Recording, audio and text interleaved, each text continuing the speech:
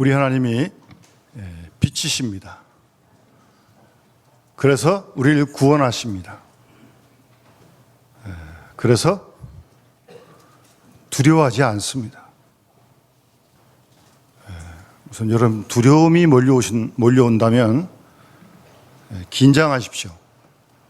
이건 하나님 주신 마음 아니고 하나님 기뻐하시는 모습도 아니고 내가 하나님을 믿지 못하고 의지하지 못하겠다는 증거임을 아시고 하나님께 기도하시고 하나님이 건지시는 구원의 역사를 경험할 수 있기를 주님으로 축원합니다. 하나님이 건지십니다. 여러분 믿습니까? 별로 안 믿고 싶으세요? 알아서 하십시오. 건지신다고 그러는데 왜 그걸 안 믿습니까? 모든 수렁에서 건지세요. 미움, 다툼, 분노, 두려움, 염려, 시기, 질투 모든 것에서 건지십니다. 그러니까 하나님이시지 뭐 하나님 왜 믿습니까? 건지십니다. 그런 경험이 있길 바라고. 그럼 하나님 눈에 안 보이는데 어떻게 건지시죠? 딱 나타나가지고 딱 붙들어 주시거나 뭐 어떻게 뭐 그렇게 하고 뭐 원수를 딱 때려버리든가 뭐 그렇게 하면 좀 확 더 잘 믿을 것 같은데 하나님 눈에 안 보이시는데 안 보여도 역사하십니다. 안 보여도 건지십니다. 어떻게 해요? 말씀으로 건지십니다. 이 정도면 아멘이 나와야 되는데 이상하게 아멘이 안 나오네. 그런 경험. 오늘 여러분 3장 21절 말씀 보세요. 여호와께서 실로에서 다시 나타나시되 여호와께서 실로에서 여호와의 말씀으로 사무엘에게 자기를 나타내시니라. 아멘. 말씀으로 사무엘에게 당신을 나타내시다고 그러시잖아요. 하나님이 뭐 사무엘에만 나타나시겠어요? 공평하신 하나님이 우리 모두에게도 나타나신 줄 믿습니다. 어떻게 해요? 말씀으로. 중요한 말씀입니다. 이게 아주. 그래서 성경을 우리가 읽어야 하고 들어야 합니다. 묵상해야 합니다. 왜요? 말씀으로 건지시니까. 그 말씀이 있어야 뭐 어떻게 건짐받을 거 아니에요? 말씀이 없으니까 딴 게 다 자기를 갖다 다 붙들고 주장을 벌이고 마는 거죠. 말씀이 없으니까. 말씀으로 나타나신다니까요. 오늘도 마찬가지입니다. 왜 우리 성경 지금 이 3000년 전에 이 기록을 읽습니까? 이 하나님이 우리 지금 있는 하나님이니까. 하나님 오늘도 말씀으로 우리를 건지십니다. 말씀으로 나타나십니다. 그러니까 우리의 삶이 하나님의 나타나심을 증거할 수 있는 삶이 되어야 되는 거죠. 자녀들에게 뭘 얘기합니까? 말로 물론 하십시오. 근데 부모님의 삶을 통해서 애들이 보고 하나님이 우리 엄마 아빠를 통해 나타나시는구나. 안 믿는 사람이 그렇게 알 수 있어야 되는 거 아니겠어요? 하나님 눈에 안 보이는데 뭐. 그러니까 우리에게 말씀으로 산다는 게 얼마나 중요한지 모릅니다. 우리가 삶을 통해서 하나님을 나타나게 해야 된다니까요. 보이지 않는 하나님이니까.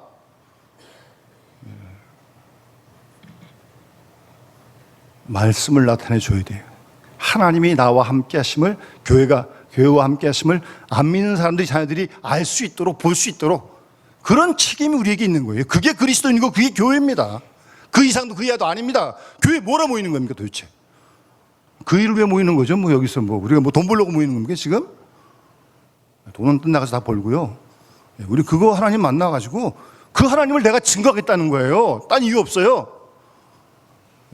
하나님 증거하는 데 가림되지 않도록 조심해야 됩니다. 남들도 하나님 만나게 하는데 왜 여러분이 거침돌이 됩니까? 그건 아주 치명적인 잘못하는 거예요.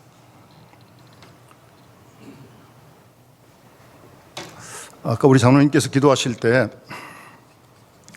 최근에 여러 상황에 대해서 아주 구체적으로 정말 기도를 잘 해주셨어요.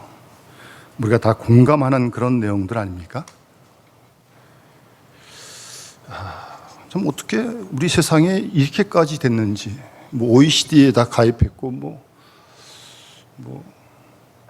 상당히 경제적으로는 좀 그런 것 같은데 이게 뭐 타임스퀘어를 갈 수 있습니까? 무슨 전철을 탈 수 있습니까? 뭐 산에 등산을 가겠습니까? 이게 지금. 예? 이제 이런 현상을 보면서 우리가 이제 여러 가지 각도로 접근할 수 있죠. 왜 이런 일이 생기나? 그리고 왜 어떻게 이걸 우리가 해결해 가야 되냐? 그런 문제를 풀어가야죠. 우리 정부도 그런 고민을 해야 되는 거 아니에요? 백성들 편하게 살게 하기 위해서. 그래서 물론 뭐 의학적으로 접근도 하고 뭐 사회 병리적인 현상을 또 뭐 검토도 하고 뭐 하여튼 다 해야죠. 저는 그런 건 잘 모르고요. 전문 지식은. 저는 목사로서, 하나님 있는 사람으로서 왜 이런 현상이 생길까? 단순하게 그들 속에 하나님이 없구나.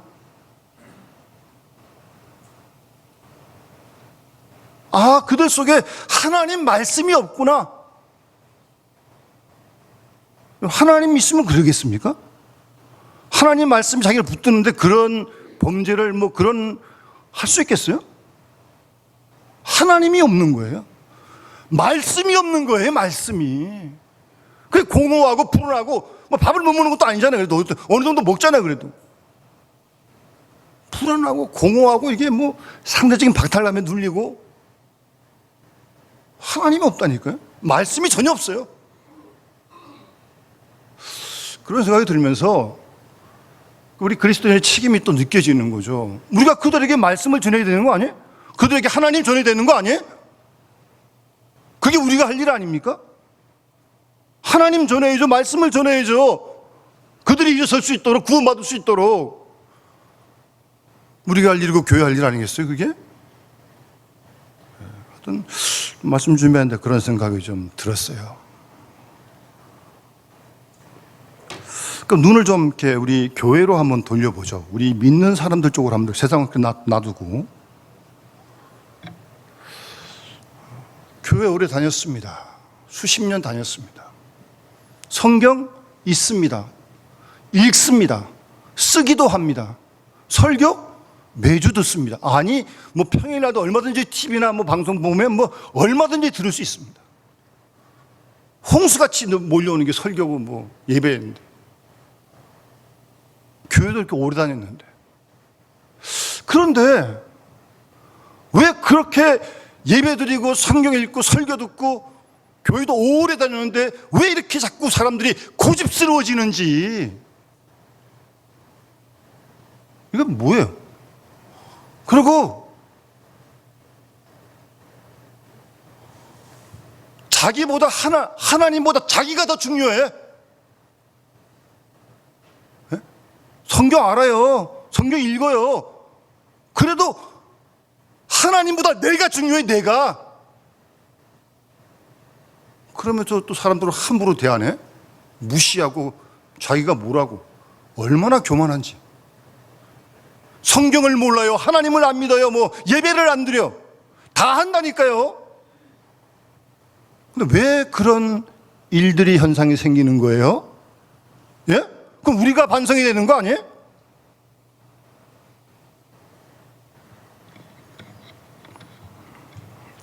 오늘 이 본문의 이 시대가 바로 그러한 시대였습니다. 안타깝게도. 여러분, 지금 이 시점이 사사시대의 이제 말기예요. 사무엘이 마지막 사사예요. 이제 사울 왕을 세우는 왕정으로 넘어가는 지금 과도기에 있거든요. 사사기 맨 마지막 장 마지막 절을 보면 왕이 없으므로 사람이 자기 소견에 옳은 대로 행하니라 그랬습니다. 그러니까 사사시대가 그런 시대입니다. 왕이 없었거든요. 왕이 그 당시에는 이제 그냥 왕만 아니라 신앙적인 책임까지 다지는 거거든요. 근데 어떻게 왕이 없고 지도자가 없으니까 자기 소견에 옳은 대로 행했다 그랬어요. 그래, 여러분이 사사시대가 사실은 이 얼마나 난잡한 시대인 줄 아십니까? 자기 소견에다 옳은 대로 한다니까요. 내가 다 옳아, 내가 다. 예? 그런 시대가 사사시대이 지금 이 시대가. 근데 오늘 이 사무엘 지금 이제 부름받는 시간인데 이때도 1절에 보세요. 사무엘이 엘리 앞에 여호와를 섬길 때 여호와의 말씀이 희귀하여. 여러분, 이때 제사 안 드렸겠어요? 제사 드렸어요. 뭐 그 당시 이제 뭐 모세오경 뭐 공부하고 가르치는 암송하는 그런 사람들도 있었어요. 그런데 여호와의 말씀이 희귀해요. 드물어요. 드물어. 오늘은 그런 시대는 아닙니까? 사실 오늘 이 시대는 참 말씀이 흔한 시대예요. 성경이 없어 보이는 게 아니에요. 뭐 TV만 틀면 얼마든지 뭐 핸드폰 들고 다니면 얼마든지 설교 들을 수 있어요. 읽을 수도 있고. 정말 흔해요. 그런데 흔한 건 좋은데 정말 말씀이 귀한 시대는 아닙니까? 너무 흔해가지고 이렇게 막 그냥 싸구려로 넘어가는 거 아니에요? 너무 널려 있어가지고. 하나님 말씀이 드물어요. 희귀해. 뿐만 아니라 이상이 흔히 보이지 않았어요. 이 지금 사무엘이 부름받는 시대에 제사장도 있었다니까요. 종교 지도자 있었어요. 그런데 이상이 흔히 보이지 않아요. 계시가 보이지 않는 거죠. 그래서 여러분 잠언 29장 18절에 보시면 묵시가 없으면 백성이 방자히 행하거니와, 여기 묵시와 지금 여기 이상이 같은 히브리 단어입니다. 묵시가 없으면, 이상이 없으면, 하나님의 뜻을 모르면, 계시가 없으면 사람이 어떻게 행해요? 방자하게 행해요. 방자하게.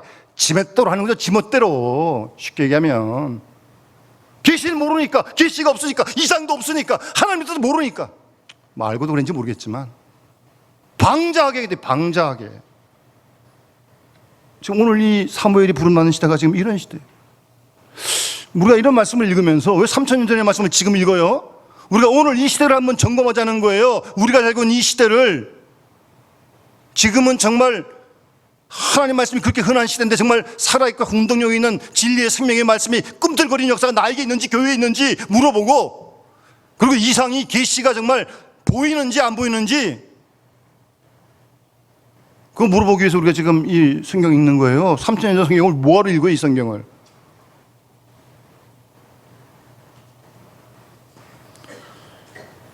그러니까 이 당시의 영적인 지금 상태가 아주 암울한 시대입니다. 지금 율법도 말씀도 희귀하고, 그리고 이상도 보이지 않고, 그러니 뭐 방자에 행하는 건 뭐 보나마나 뻔한 거고.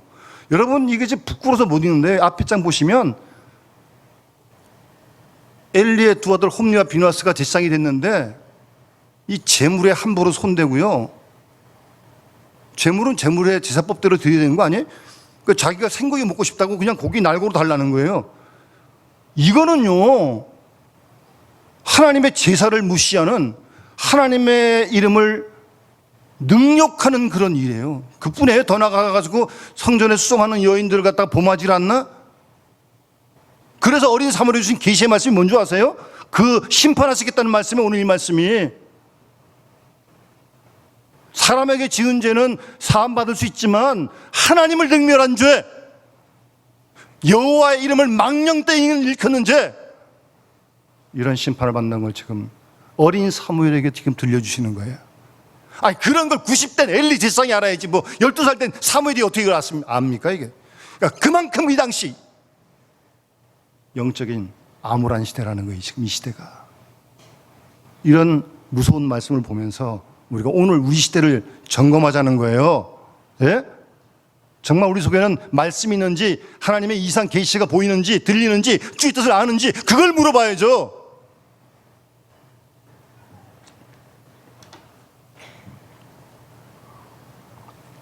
이 절 말씀에 엘리의 눈이 점점 어두워가서 잘 보지 못하는 그때 대략 한 나이가 90쯤 됐을 거예요. 엘리 제사장이.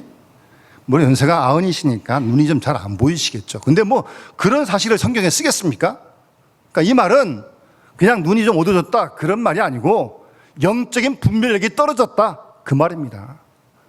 그러니까 사무엘을 하나님 부르시는데도 첫 번째 부를 때 알았어야지. 자기가 안 불렀으면 뛰어갔으면 이거 하나님 부르신 겁니다 그래야지.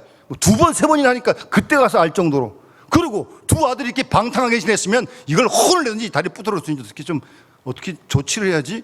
뭐해 도대체 이게 아버지가 제 세상이. 어쨌든 이 분별력이 좀 떨어졌어요 지금. 예? 모세는 120이었는데 눈이 흐리지 않았고요, 기력이 쇠하지 않았어요. 그러니까 하나님의 사람들은 육적인 나이에 관계없이 주께서 맡기신 일을 감당할 때는 그만큼 건강 하나님 주실 줄 믿습니다. 여기서 지금 눈이 어두워가고 잘 안 보인단 말은 그냥 단순한 어떤 안과가를 그럴 정도 상태를 얘기한 게 아니고 그만큼 영적인 분별력이 떨어졌다는 겁니다.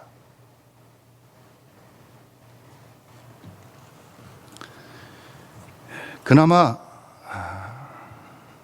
다행인 것은 3절 말씀에 하나님의 등불은 아직 꺼지지 않았다. 신락 같은 소망이 있어요. 하나님의 등불이 꺼지지 않았다.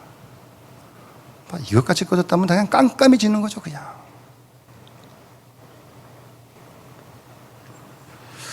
여러분, 오늘 우리 사태 보고 또 우리 나라의 젊은이들도 지금 N포 시대. 그것도 밥을 못 먹는 건 아니잖아요. 여러분, 아모스 선지자가 아모스 8장에서 그 당시 그 북쪽 이스라엘 왕국도요, 영적으로 이렇게 아주 좋지 못했어요. 그래서 아모스 선지가 8장 11절에 보라, 날이 이를 것인데 내가 기근을 땅에 보낼 것이다. 양식이 없어 주림이 아니고 물이 없어 가람이 아니다. 양식 없어 주림 아니고 물이 없어 가람 아니에요. 그럼 뭐가 문제예요? 여호와의 말씀을 듣지 못한 기갈이라. 못 먹지 않아요. 물도 마셔요. 하나님 말씀을 듣지 못한 기갈이 되니까 사람이 이 바다에서 저 바다까지 북쪽에서 동쪽까지 비틀거리면서 하나님 말씀을 구하려고 떠나도 얻지 못해요. 그러니까 아름다운 처녀도 젊은 남자도 다 갈아요. 쓰러지는 겁니다. 사람이 밥만 먹고 사는 거 아니잖아요. 영적인 동물인 우리 인간은 하나님 말씀, 생명의 양식을 먹어서 우리가 생명이 되는 거거든요. 하나님 말씀 먹지 못하면 이런 기근이 온다는 거예요. 우선 삶의 기쁨이 없고요. 어렵게 살아도 기쁨이 있어야 견디는 거지. 주음성 외에는 더 기쁨 없도다 그랬는데 음성이 안 들리니까 기쁨이 어디 있겠어요. 그냥 일하는 기계지, 돈 버는 기계지. 그게 무슨 사는 거예요, 그게. 다 아름다운 처녀 젊은 남자가 다 갈아요. 쓰러지는 거예요. 하나님 말씀을 듣지 못하니까.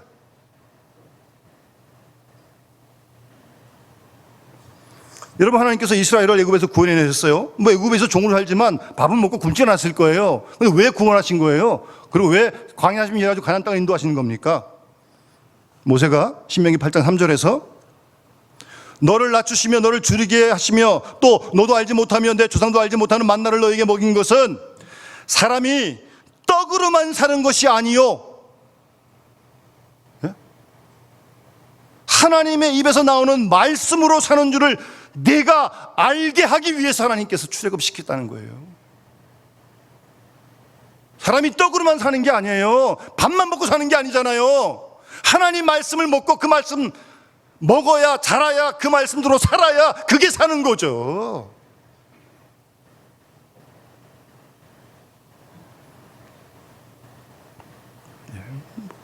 그 말씀이 희귀하니까, 안 들리니까, 이렇게 영적으로 어두워질 수밖에 없고, 죄질 수밖에 없고, 제사장이라고 죄 안 짓습니까?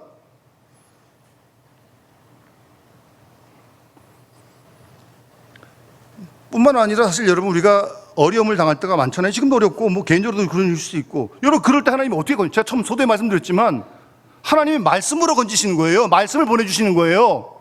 그래서 시편 107편 20절에 이에 그들의 고통 때문에 여호와께 부르짖음에 그가 그들의 고통에서 그들을 구원하시되 그가 하나님이 그의 말씀을 보내어 그들을 고치시고 그들을 위험한 지경에서 건지시는도다.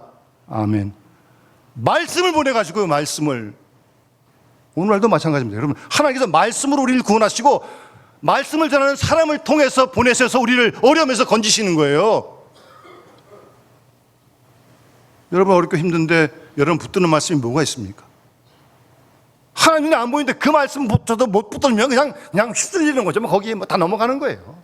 분노에 뭐 파도에 그냥 낙심에 그냥 뭐 다 넘어가는 거죠. 뭐 붙드는 말씀이 없는데 뭐. 하나님은 오늘도 말씀으로 나타나시고 역사하십니다. 말씀을 그에게 보내서 그 고난에서 고통에서 고치신다니까요. 말씀으로. 그리고 그들을 위험한 지경에서 말씀으로 건지신다고 막 분명하게 말씀하시잖아요. 그래서 말씀을 읽는 거예요. 그래서 말씀을 묵상하는 거예요. 그래서 말씀을 쓰는 거예요. 밤낮으로 묵상하는 거예요. 말씀을. 그 말씀이 우리를 구원하시고 그 말씀이 우리를 고치시니까. 살아있고 운동하는 주의 말씀, 하나님 말씀이 말입니다. 그런 말씀도 안 들려 그러니까 뭐 이렇게 뭐 그나마 어쨌든 그래도 등불이 완전히 꺼지지 않은 게 정말 감사한 일이죠. 어두울 때 하나님께서 이렇게 빛으로 말씀으로 오셔서 고치시고 말씀으로 여러분을 건지십니다. 그런 하나님 우리가 믿는 거예요. 그래서 말씀이 풍성히 거해야 돼요. 근데 거하는 걸 끝나면 안 되고 그 말씀을 붙잡아야 돼 우리가. 그래서 그걸 듣고 읽고 끝나는 게 아니라 먹어야 돼. 정말 먹어야 돼. 말씀을 주야로 묵상하면서 말씀이 온몸에 소화가 돼야 돼. 그때 그 말씀이 우리를 위경해서 고치시고 건져주실 줄 믿습니다. 네, 말씀을 부지런히 읽으세요. 말씀에 붙들리세요. 하여튼 그렇게 하나님께서 이제 부르시는데 사무엘이 이제 대답해요. 어쨌든 좀 뒤늦게지만 엘리가 가르쳐줘서 제대로 이제 하나님께서 네 번째 부르시는 거죠. 전과 같이 사무엘에게 하나님께서 10절에 사무엘아 사무엘아. 여러분 성경을 잘 보시면 하나님께서 작정하고 부르실 때는요 꼭 이렇게 두 번을 부르세요. 모세야 모세야, 아브라함아 아브라함아, 사울아 사울아. 여기도 사무엘아 사무엘아. 혹시 여러분 하나님이 두 번 여러분 부르신다면 아 하나님이 작정한 날 부르시는구나 그렇게 하시면 돼요. 뭐 그렇게 하시니까. 근데 또 뭐 그게 귀에 들리는 건 아니에요. 또 귀에 들린다고 뭐. 그러니까 여러분 꿈도 계시도 환상도 다 있어요. 성경에 나와 있고. 근데요 꿈과 계시도 환상도 결국 하나님 말씀으로 검증해야 됩니다. 그건 다 주관적인 거기 때문에 뭐 악신 들리는 사람도 꿈 꿀 수 있고 악신 들리는 사람도 환상 볼 수 있습니다. 근데 그것만 믿으면 안 돼. 성경으로 검증을 받아야 돼요. 어쨌든 두 번 부르시면 하나님이 작정하고 여러분 쓰시려고 부른 줄 아세요. 그랬으니까. 그 다음에 그 부르심에 사무엘이 뭐라고 대답합니까? 이게 중요한 말씀이에요, 사실은. 엘리가 가르쳐 준 대로 여호와여 말씀하십시오. 주의 종이 듣겠습니다. 주의 종이 듣겠습니다. 오늘 제목이잖아요. 주의 종이 듣겠습니다. 하나님 살아계시고요. 하나님 우리 사랑하시고 하나님 우리에게 말씀하십니다. 말씀하신 하나님이십니다. 살아계시니까 사랑하시니까. 그렇다면 우리에게 말씀하시는 하나님 우리가 다 들어야 되는 거 아니에요? 사무엘처럼 주님 말씀하십시오. 제가 듣겠습니다. 그런 자세여야 되는 거 아닙니까? 여기서 듣는다는 말은요 우선 듣긴 듣는데 이렇게 오른쪽 귀로 듣고 왼쪽으로 빠져나가는 듣는 게 있어요. 예? 들어요. 듣기는. 읽기도 읽어요. 그런데 그냥 흘려 듣는 거죠. 흘려 듣는 거예요. 예? 흘려 들어요. 흘려 들으면요 여러분 아무 소용 없습니다. 예수님께서 마태복음 7장 26절 산상수 마지막에 나의 이 말을 듣고 행하지 아니하는 자는 그 집을 모래 위에 지은 어리석은 사람 같으리니. 누가요? 말씀을 듣고 행하지 않는 사람, 모래 위에 짓은 사람 같다니까요. 아무런 소용없고 어리석은 사람이라니까요. 듣긴 듣고 많이 알아요. 근데 소용없어요. 행치 않으면 딱 흘려 듣는 거죠. 흘려 듣는 거. 그런 걸 얘기하는 게 아니에요 이거는. 예?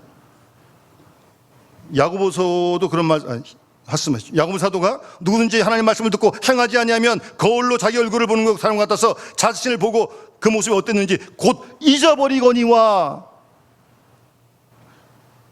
듣고 듣고 행하지 아니하면 얼굴 보고 잊어버린 사람 같다니까요.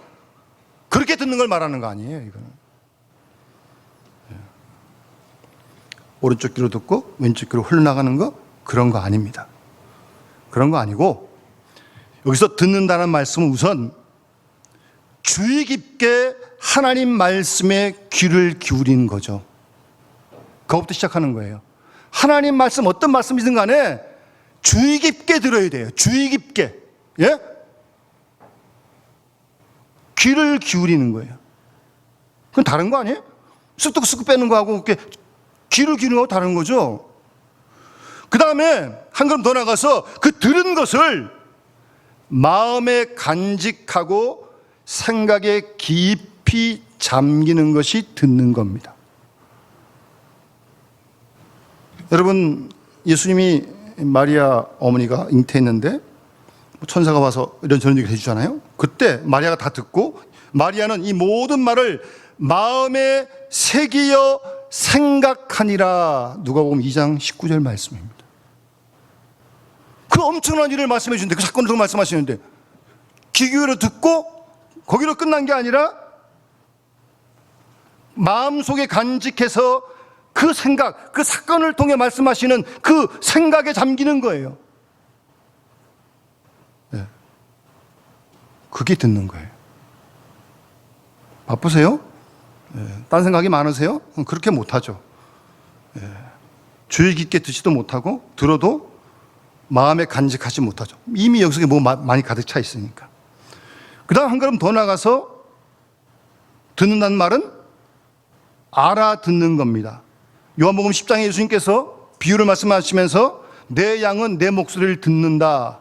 나는 양을 알고 양은 나를 따라온다. 여러분, 양이 아무 소리나 들으면 큰일 납니다. 자기 목자의 음성을 분별해 들어야 돼요. 잘못 꼬시는 얘기도 있고 죽이는 얘기도 있고 별얘기 다 있거든요. 잘 분별해서 알아들어야 돼요. 아무거나 들으면 안 돼. 자기 소리 들어도 안 되고 사탄 소리 들어도 안 되고 하나님의 음성만 들어야 돼요. 그러니까 잘 분별해야 돼. 분별. 알아듣는 게 듣는 거예요. 목소리를 딱 들으면 우리가 알잖아요. 예? 예. 그렇게 목소리를 분별하는 것, 알아듣는 거예요. 그러니까 알아듣는 것까지 발전해 가는 거죠. 그런데요, 사실 우리 마음 속에는, 또 우리 생각 속에는요, 아주 복잡한 소음으로 가득 차 있어요. 사람마다 조금 차이는 있지만 어쨌든 많이 차 있어요.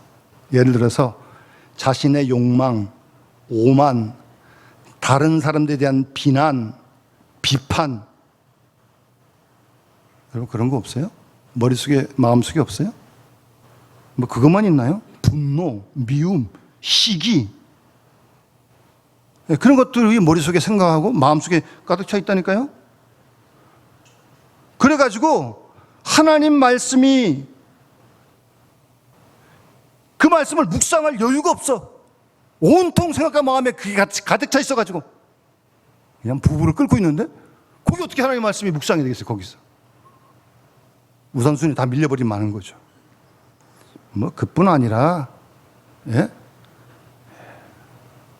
또 자기의 어떤 입장에 대한 뭐 변명하는 그런 얘기들을 또 그냥 변호하는 소리가 높아져가지고 다 모든 걸 막아버려서 하나님의 소리가 안 들려요. 그리고 안 들리니까 자기도 하나님께 말 못해. 이미 벙어리가 됐는데도 그것도 몰라. 참 불쌍하죠. 문제는 그걸 더 모르고 있다는 게 더 불쌍한 거예요. 그게 암이 무서운 거 아니? 암이 있는데 아파야 막 병원 가죠. 안 아파. 근데 자기가 온통 그걸 가득 차서 하나님 말씀이 안 들려주고 하나님께 뭐 말도 못하고 있는데, 소통이 안 되고 있는데 그걸 모르고 있다니, 이건 정말 치명적인 거죠. 그래서 원래 기도한다고 하는 것은 그런 잡음에 대해서 마음의 귀를 우리가 열고 우리의 선한 목자 되신 주님의 음성을 분별해 들을 줄 알고, 그래서 그 주님을 따라가도록 인도해 주는 것이 기도하는 거예요, 여러분. 아시겠어요? 이거 실질적인 내용들이 다. 잘 여러분 자신을 살펴보세요. 남 얘기하기 전에 나를 보라니까. 놔두세요. 하나님께 알아서 할 테니까. 뭐 여러분이 이래저래 할 거 없어요. 무슨 내가 죄인인데 뭐 내가 다 더러운 사람인데 뭘 남 얘기를 해. 남 얘기를 놔두세요. 하나님께서 다 알아서 손볼 테니까. 여러분, 우리는 재판장이 아니에요. 변호인이지, 위로자지. 하여튼 그렇게 이게 뭐 열려야 뭐 하나님의 음성도 듣고 뭐 소통도 하고 그러지. 이게 뭐 온통 가득 차요 거기에. 그러니까 주의 말씀을 묵상이 안 되는데 이런 분노, 시기, 질투는 얼마나 묵상이 많이 되는지 몰라. 미운 사람이 자고 난 딱 눈 뜨면 딱 눈에 떠올라. 그러니 무슨 하나님 말씀 묵상해. 네? 묵상을 하나님 말씀 묵상 못하고 다 이렇게 안 좋은 것만 묵상하고 자기도 좋을 게 뭐가 있어요. 그게 다 속이 썩고 있는데. 이런 것만 묵상하고 있으니 무슨 그렇게 마음에 기쁨이 없어. 평강이 없어. 평강이. 예? 최소한 평강은 있어야 되는 거 아니에요? 이래가지고 무슨 평강이 있겠어. 부부를 끊는데 이 속이 지금. 무슨 주님을 따르는 게 기쁘겠습니까? 내가 매일 기쁘게? 하나도 안 기뻐요. 하나도 안 기뻐요. 그게 무슨 덕이 되겠어요? 또 더군다나. 그리고 듣는다라는 말은요, 따른다는 뜻입니다. 요한복음 10장 4절에 예수님께서 양들은 목자를 따라갑니다. 그의 목소리를 알기 때문입니다. 목자의 음성을 알기 때문에 분별해서 목자를 따라가는 거예요. 양은 따라가는 거예요. 따라가는 거예요. 예? 원래 여러분 라틴어에 그 순종이란 말이 있는데 그 말에서 듣다라고 하는 동사가 영어에서 유래가 된 거예요. 라틴어에서. 그러니까 순종과 듣는 거 이거 원래 어원적으로 같다는 말씀입니다. 듣고 분별해서 알아들어서 따라요. 따른다는 건 뭐예요? 말을 바꾸면 목자와 함께 있는 거죠. 그러니까 그거를 요한복음 15장에서 예수님께서 길게 내 안에 거하라, 거한다는 표현으로 목자와 함께 있는 거죠. 목자 안에 머무는 거죠. 목자 안에 거하는 거죠. 그게 듣는 겁니다, 여러분. 그게 듣는 거예요. 귀로만 듣는 게 아니라니까요. 완전히 하나가 되는 거죠, 목자고 양이. 그러니까 주님을 따른다고 하는 것은 주님과 항상 함께 있고 그리스도와 하나가 되는 것, 완전 예수 그리스도의 것이 되어버리는 것, 그게 따르는 거고 그게 듣는 겁니다, 여러분. 뭐 안 돼도 알고는 있어야지 뭐. 그렇잖아요? 평생 예수 믿을 건데. 그게 듣는 겁니다, 여러분. 제대로 들읍시다, 여러분. 똑바로 듣고요. 바로 들어요. 그러니까 주님을 따른다는 거예요. 주님의 것이 완전히 되어버리는 거죠. 그 요한복음 15장에 보면 이런 말씀이 있어요. 나는 참 포도나무여 난 내 아버지 농부라 그러면서 열매를 맺지 않은 다 가지마다 깨끗이 손질하여 맺도록 열매를 많이 맺도록 한다 그러면서 내가 여러분에게 이런 그 말로 말미암아 이미 여러분은 깨끗합니다라는 말씀이 있어요. 깨끗합니다. 여러분 깨끗해야 들을 수 있어요. 그래서 주님을 따르는데 주님이 말씀하시는데 부합하지 않는 그 어떤 무엇도 단호하게 잘라버릴 수 있어야 됩니다. 그래야 따를 거 아니겠습니까? 그게 형제든 집이든 자매든 아버지든 어머니든 자매든 토지든 심지어 자신까지 버리지 않으면,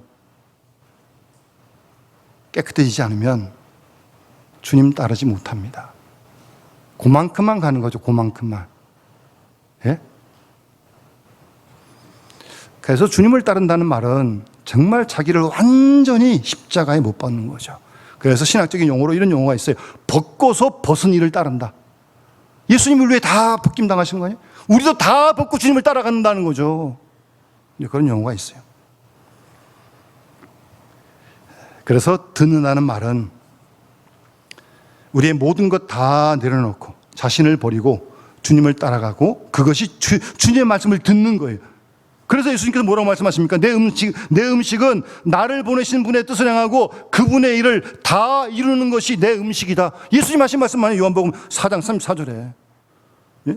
나를 보내신 분의 뜻을 따르고 그분의 아버지의 일을 다 이루는 게 내 양식이라고요.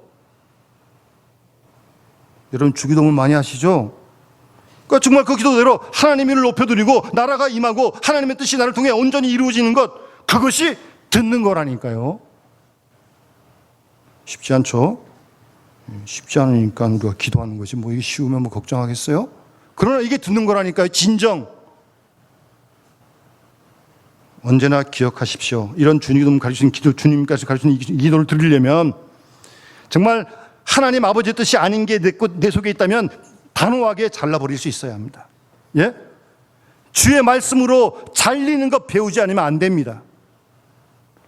우리 안에 잘려져야 할 것들, 타인의 비판, 오해, 질투, 시기, 권력 다툼, 명예 이욕, 심지어는 하나님의 사랑까지 보지 못하게 하는 불의의 사건, 시험, 그런 것까지 다 잘라내야 합니다.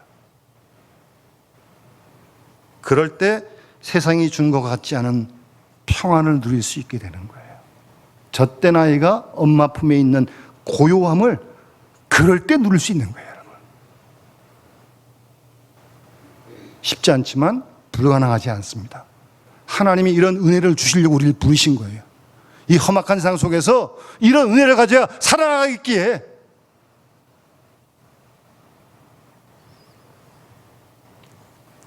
여러분, 우리가 믿는 하나님 살아계십니다. 우리를 사랑하시고 우리를 고난에서 건지시길 원하십니다. 그분이 우리에게 말씀하십니다. 말씀으로 우리를 건지시고요. 우리가 그 말씀을 잘 들을 수 있는, 정말 순종할 수 있는 그런 우리가 될 수 있도록 계속 기도하시기 바랍니다. 그럴 때 정말 세상에 주지 못하는 기쁨과 평강을 이 어려움 중에도 누리게 될 줄 믿습니다. 그게 신앙의 세계죠.